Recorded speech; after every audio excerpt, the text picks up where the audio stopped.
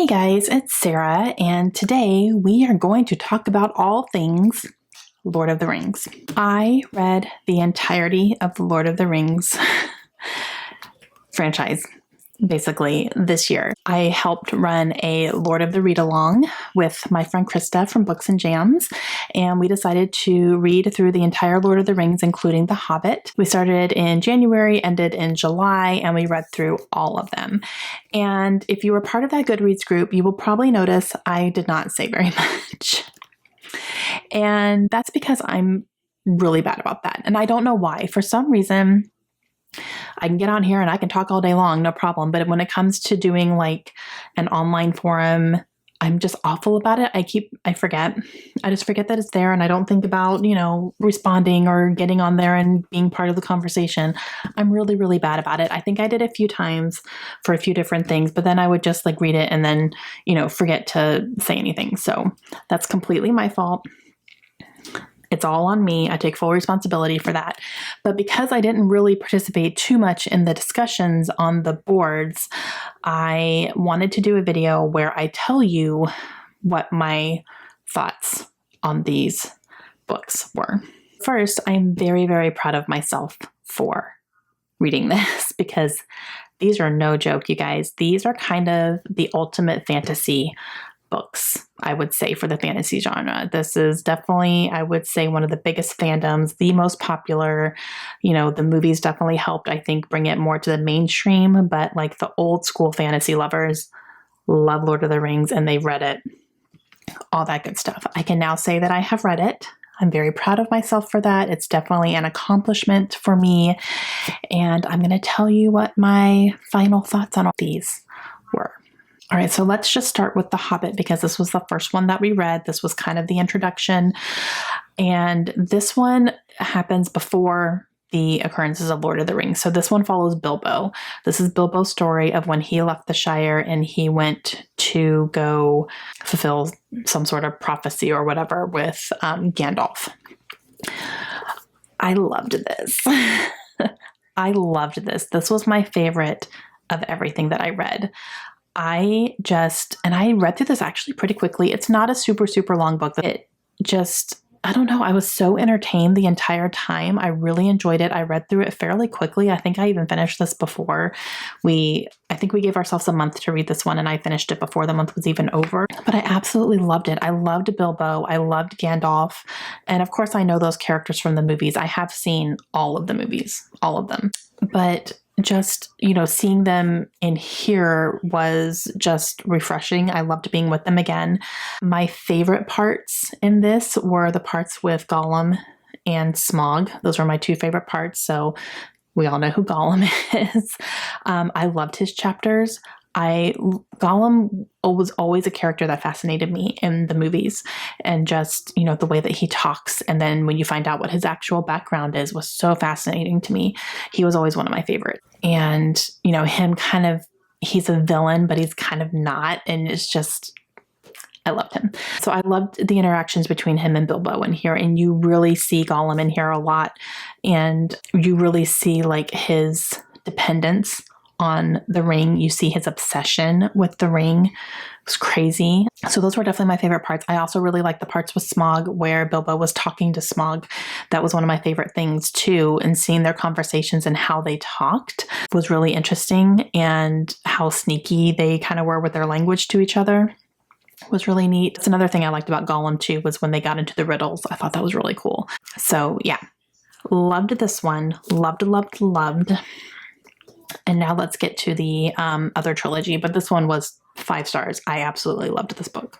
Okay, so let's start with the Fellowship of the Ring. Of the main trilogy, of the 3 trilogy books, this one was my favorite. This one got a 4 stars from me. So definitely longer, much more dense than The Hobbit, but we're with Gandalf again, and this is where we meet Frodo and Sam. Oh, Sam. I love him so much. He's definitely my favorite character. But you see Frodo and Sam and kind of, how all of this is going to start. And, Frodo is the next chosen person to carry the ring and to do all the things. Bilbo does make an appearance in here as well. You kind of see him giving Frodo some advice and all that stuff before he starts his journey. You meet the characters he's going to be journeying with. You have the hobbits, and then you have dwarves, and you have elves, and you have orcs and wizards, and like, you know, they're all different. So that was really cool.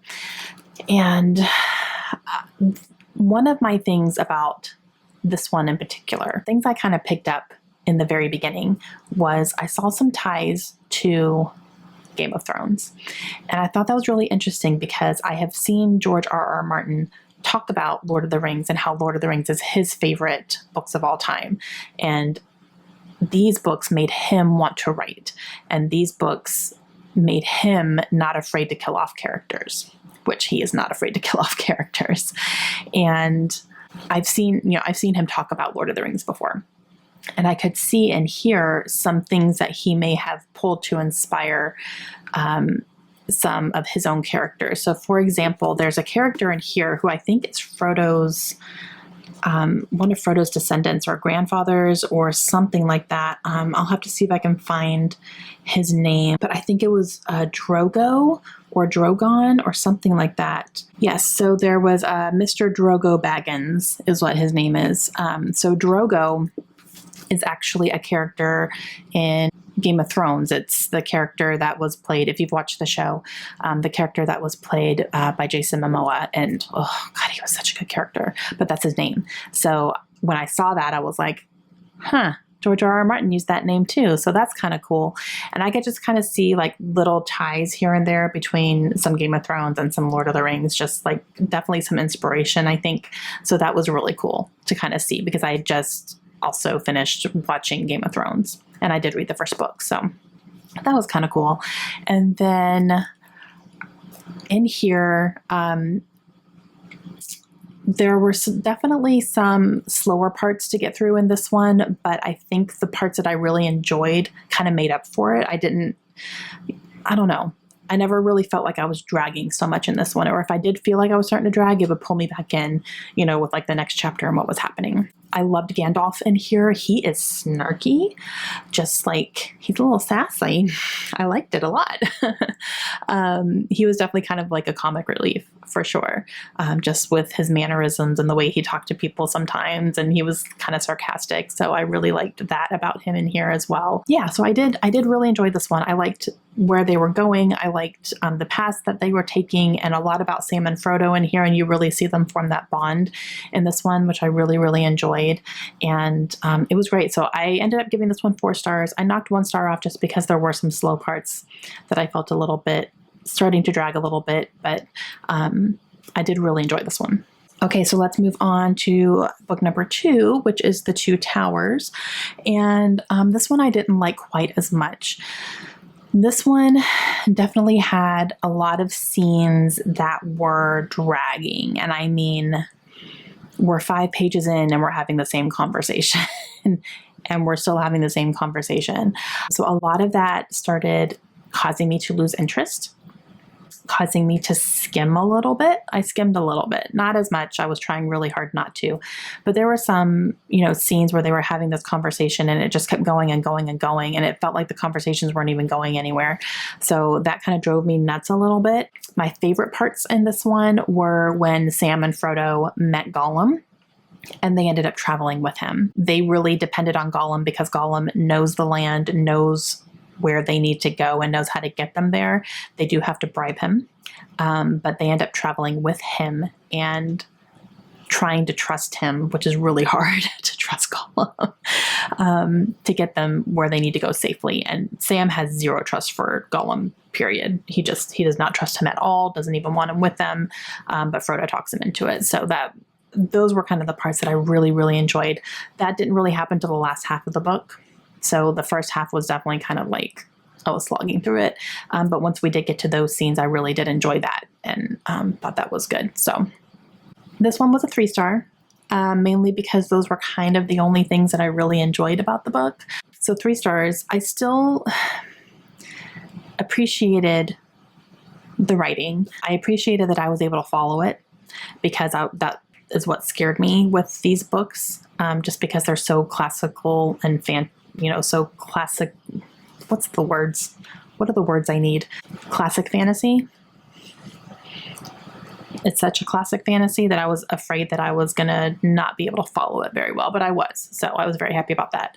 But at the same time, I also did really like the elves and the descriptions of where the elves lived and stuff. That was really cool. But yeah, I don't know. So 3 stars for this one. And book 3, Return of the King. Yeah, this is probably my least favorite, to be honest with you. And the main reason is because I spent half of this book, the first half of this book, missing Sam and Frodo. They were not in the first half of this book. I really missed them.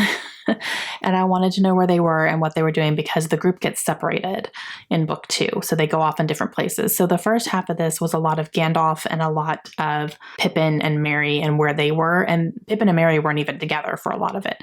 So a lot of it was Pippin and Gandalf were together. So you see a lot of what's happening with them. That was a lot of time with them, which was still, it was interesting, but it wasn't what I wanted. I wanted Sam and Frodo. I was really, really, really missing them. And we didn't get them till the second half of the book. I was like, how can we go half of this book without, even being with them? I was kind of confused about that. And I do know that this was originally published as a big book. It wasn't supposed to be separated, but for publication reasons, they have separated it into 3 different books. So I do understand that.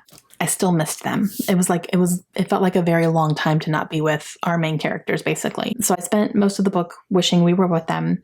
And then we were finally with them, and it was still a little bit, I don't know. I think maybe by that time I was just kind of ready to be done with the series and be done with it, that I didn't enjoy it quite as much as I was hoping. So there is that. I guess I just felt a little underwhelmed when we finally did get back with Sam and Frodo. So yeah, it wasn't my favorite. This was probably my least favorite of all of them. And it was like the conclusion. So I thought maybe it would probably be at least my second favorite maybe. But yeah, no, it wasn't. So even all the action scenes and stuff, they just seemed a little bit underwhelming to me. And I think it might have been my attitude. Honestly, I just felt like I was kind of done with it by then. And so when we did get there, it was just like, okay. And action, action, action. Okay, and we're done. So that was a little interesting. I kind of thought this might be something that really pulled me back in after book 2, but it just kind of didn't. So this one ended up getting 3 stars as well.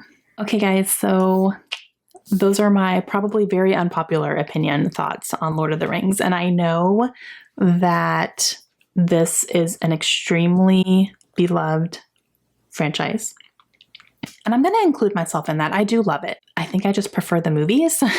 I think I just prefer to get this more visually than reading it. I am very happy that I read them because I have them. I read them. It's in my brain. I know what the book experience is like now. So I'm very happy that I did. So I don't regret reading it at all, even though it wasn't, my favorite. The first 2 were great. Second 2, not so much. But I'm still really glad that I read them, and I'm keeping these. They're going to be on my shelves forever. So no regrets, 100%. I was just definitely underwhelmed with the last 2 books. So I guess those are my thoughts, and I'm confused about them because I don't want to say, I loved them because everyone else loves them. I did like them. I loved the first 2, just not the second 2. And I know it's supposed to be all together, whatever, that's fine. But yeah, I don't know. It's very interesting. My thoughts are kind of all over the place, I guess. Those are my final thoughts. I hope they were coherent. I think they were. Let me know your thoughts down below. So number 1, did you join in on the Lord of the Read along with us?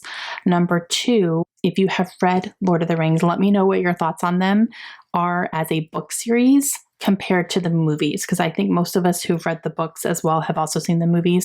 Let me know what your thoughts were on both. I'm definitely in the camp of I prefer the movies.